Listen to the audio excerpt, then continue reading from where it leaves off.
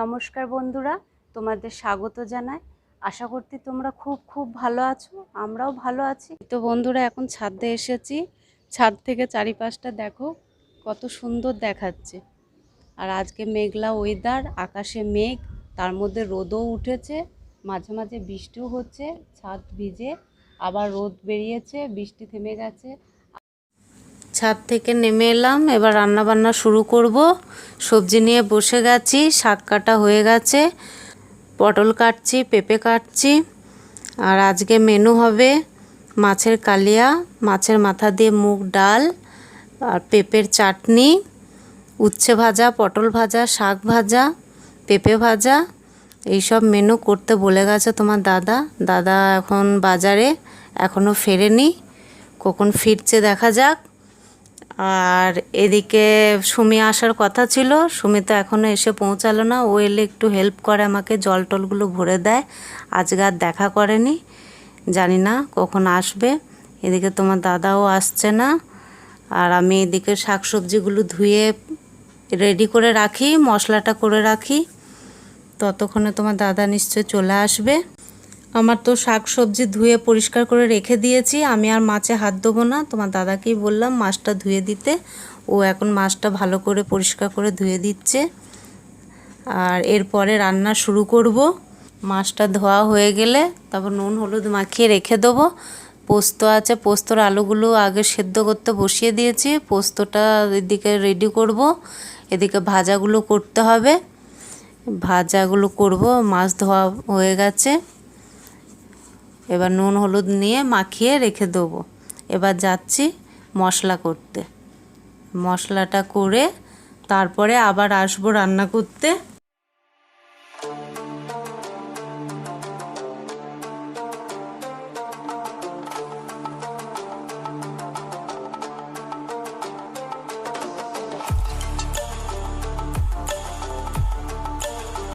আলু, পেঁপে, উচ্ছে, শাক ভাজা এগুলো করে নেওয়ার পর মাছটা ভাজবো।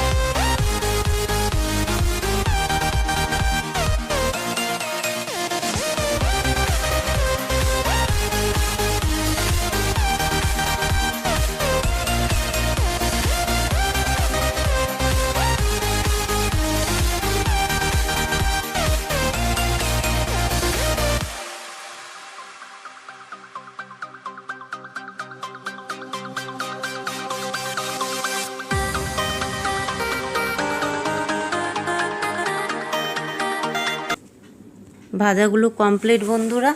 আজকে ওই শাক ভাজা, পটল ভাজা, উচ্ছে ভাজা, আলু ভাজা আর পেঁপে ভাজা, এই ভাজাই হয়েছে। এর সাথে মাছের কালিয়া হবে, মাছের মাথা দিয়ে মুগ ডাল। কড়াই বসিয়ে দিয়েছি বন্ধুরা, কড়াইয়ের মধ্যে তেল দিচ্ছি। আজকে রেসিপি করছি মাছের কালিয়া। মাছগুলো আগে ভেজে নেবো।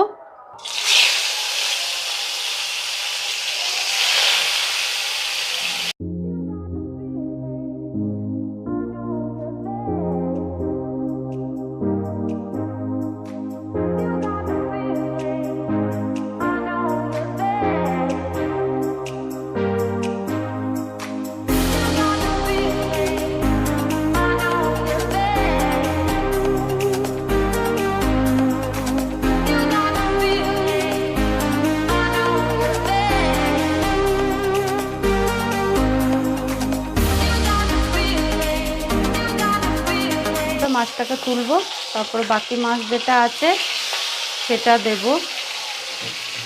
তার সঙ্গে সঙ্গে আমি এদিকে আলু পোস্তটা বসাচ্ছি। আলু কেটে আলুটাকে সেদ্ধ করে নিয়েছি আগেই। গ্যাসটা ধরা,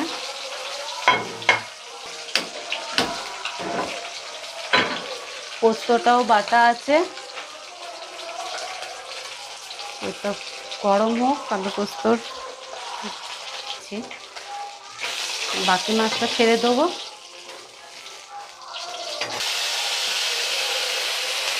মাথাটা গরম হয়ে গেছে। এখন বন্ধুরা তেল দিচ্ছি, অল্প করেই তেল দিচ্ছি।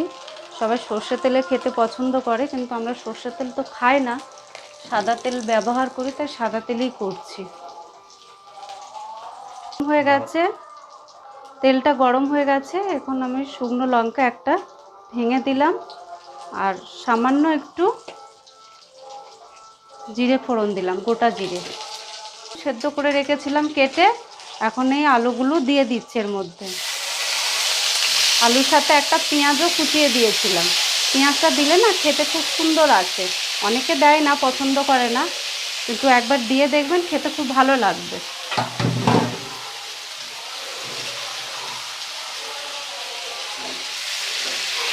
এবার আলুটাকে আমি নাড়তে থাকছি। এর মধ্যে একটু জিরে গুঁড়ো দেবো, সামান্য একটু হলুদ দেবো। হলুদ দিয়েছিলাম সেদ্ধ করার সময়, এখন অল্প করে সামান্য পরিমাণে দিলাম। আর জিরে গুঁড়ো একদম সামান্যই দিচ্ছি, খুব বেশি জিরে গুঁড়ো দেয় না এখানে। এটাকে নাড়ছি, এবার নাড়তে থাকবেন।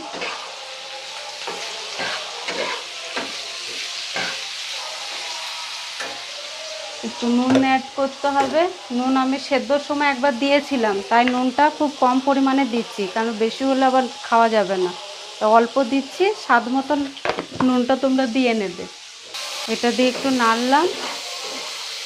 নাড়ার পর এবার আমার যে পোস্তটা বাটা আছে, পোস্তটা এই যে পুরোটাই দিয়ে দিচ্ছি। পুরোটা দিয়ে দিচ্ছি। একটু বাটিটা ধুয়ে সামান্য একটু জল ওর মধ্যে অ্যাড করে দিচ্ছি। এটা একটু শুকনো শুকনো করবো আমি। এইভাবে নেড়ে নাড়তে থাকতে হবে, একটু শুকিয়ে এলে তুলে নেবে। এবার যারা সর্ষের তেলের খায়, সর্ষের তেল দিয়ে পুরোটা রেসিপিটা সর্ষের তেল দিয়ে হবে। আর নামানোর আগে একটু কাঁচা সর্ষের তেল ছড়িয়ে যদি নামানো হয়, খেতে টেস্টটা আরও বেশি। এইভাবে নাড়তে থাকতে হবে, একটু শুকিয়ে এলে তখন তুলে নেব। পোস্ত প্রায় রেডি হয়ে গেছে, এবার তুলে নেব। আর বেশি নাড়বো না, কেন এর থেকে ড্রাই হয়ে গেলে আর ভালোই লাগবে না খেতে। আমাদের আলু পোস্ত প্রায় রেডি। আজকের আলু পোস্ত। মাছের কালিয়ার জন্য ভাজা তেল আছে, তার মধ্যে আর একটু তেল দিয়ে দিচ্ছি। মাছের কালিয়ার জন্য যে তেলটা ছিল অল্প, তার মধ্যেই একটু তেল দিয়ে দিলাম। তেলটা গরম হয়ে গেলে এর মধ্যে দিচ্ছি একটা তেজপাতা দিচ্ছি, আর একটা দেবো শুকনো লঙ্কা ফোড়ন। তেজপাতা দিলাম, একটা শুকনো লঙ্কা দিতে হবে, লঙ্কা দিচ্ছি, আর একটু জিরে ফোড়ন, গোটা জিরে ফোড়ন। আঁচটা একটু কমিয়ে নিতে হবে, নাহলে পুড়ে যাবে মশলা দেওয়ার সময়। এর মধ্যে মশলা আছে আমার আদা, রসুন, পেঁয়াজ একসঙ্গেই আমি পেস্ট করে নিয়েছি। এই পেস্টটা পুরোটাই দিয়ে দিচ্ছি। এর মধ্যে দিচ্ছে জিরের গুঁড়ো দিচ্ছি। এর মধ্যে হলুদ গুঁড়ো, পরিমাণ মতন হলুদ গুঁড়ো,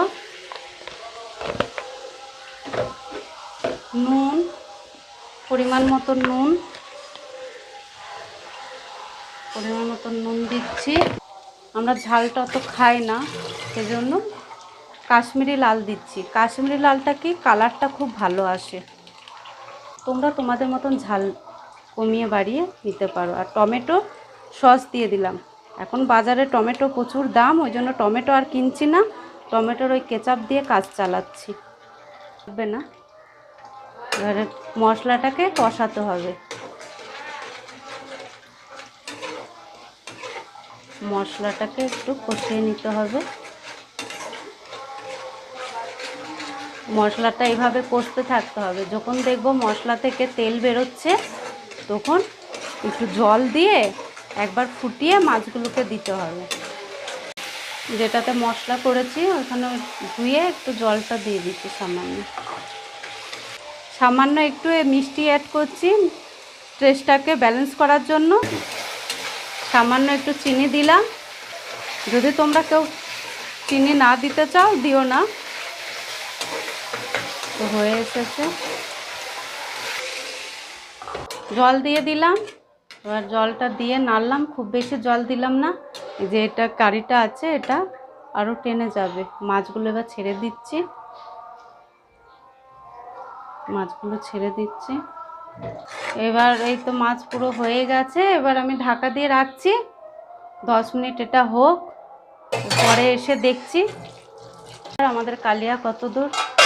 আমাদের মাছের কালিয়া পুরো রেডি। এই যে আজকের আমাদের মাছের কালিয়া।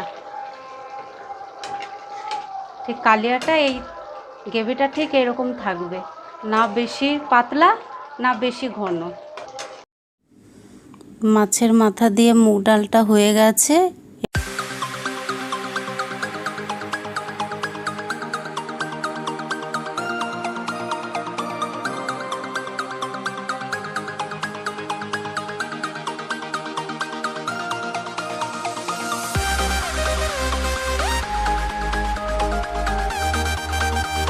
এবার খাবার বাড়লাম।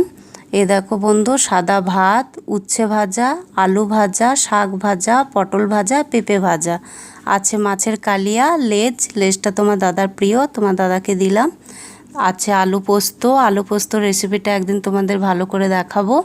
তার সাথে আছে পেঁপের চাটনি, এই চাটনিটাও আমাদের খুব ভালো লাগে।